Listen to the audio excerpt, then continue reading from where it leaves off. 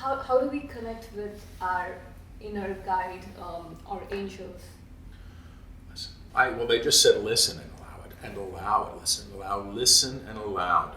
Don't demand, but agree, and it can be there, and it can be there.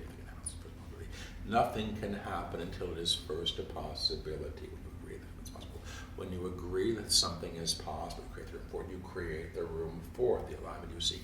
The alignment you seek to be in contact can be claimed for you, with their assistance, as you open to them, period, in the same period. And I could be getting semantic here, but is there any difference between guides and angels? They're saying yes and no, different octaves, guides can be operating at different levels. Guides can be operating at very different levels. The angels that you understand as such operating at a very different realm, period. Do they still experience some of our lower emotions, like anger or... I hear only if we want to. And if we want to experience that, we can. We have no need, but we have no need, so we don't choose it.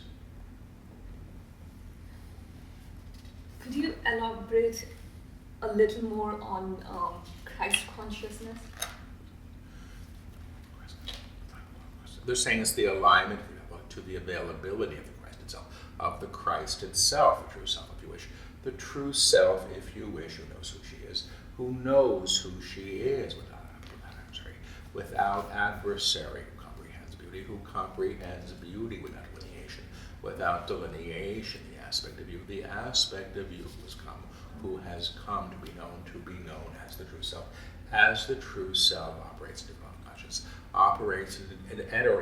at a different level of consciousness than the small self ever could. The small self knows herself through history.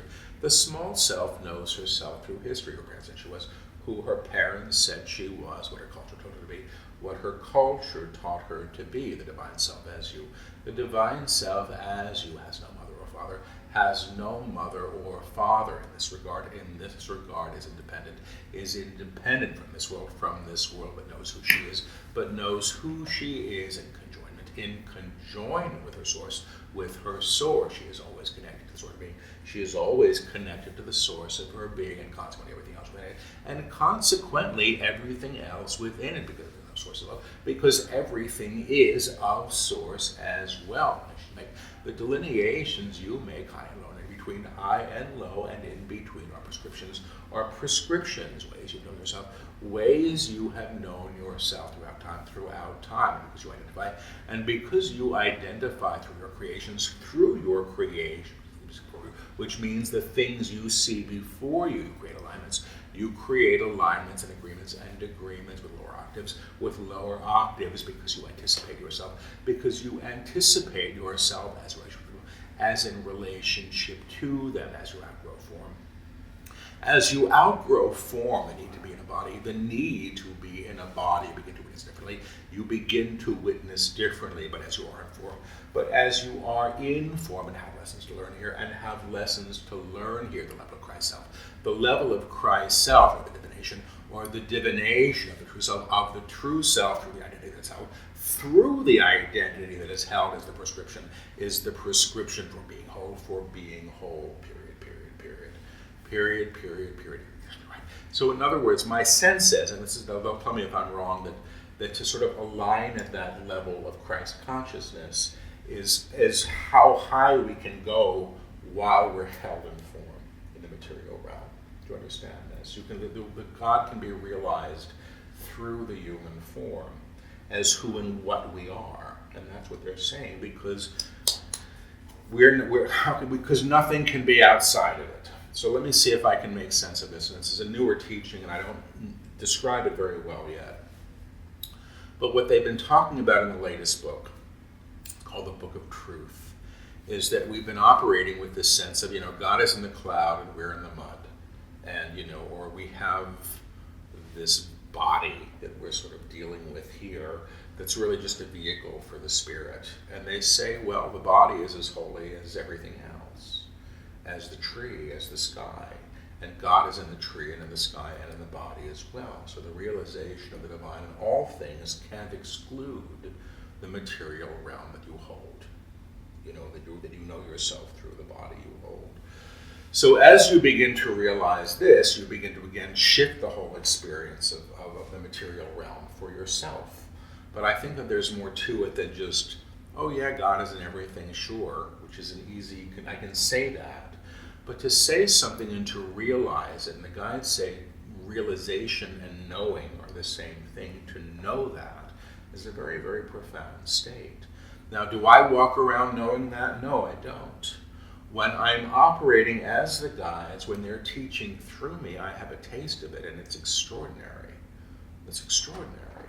For me to be able to be participatory to them, looking into the face of someone I have never met in my life, and seeing just sort of the breathtaking beauty of them, just the breathtaking beauty is an astonishing experience. But I'm guarded and protected, and when I worry about what people think of me, and you should lose 20 pounds, and whatever this stuff is, that's my small self having its day at the cost of the other. And the other is the divine self. So that's the closest I've gotten to experiencing this, not really. But they just said not really. They're saying to me, you're farther along than you think. Don't denigrate the self. Don't denigrate the self. It doesn't serve anybody. It doesn't serve anybody. The good news for all of you is, the good news for all of you is you're here. You are here to be as you truly are, as you truly are. And his descriptors of the experience he had, can ensure you all have the same experience, can all have the same experience as you realize yourselves in this way. As you realize yourself in this way, you don't have to be a channel. You don't have to be a channel of yourself. You have to be your true self, the God self that came with you, that is always you, that knows who everything, Everyone is everything, and everyone is in the higher octaves, that are to be known through you, that are here to be known through you, period.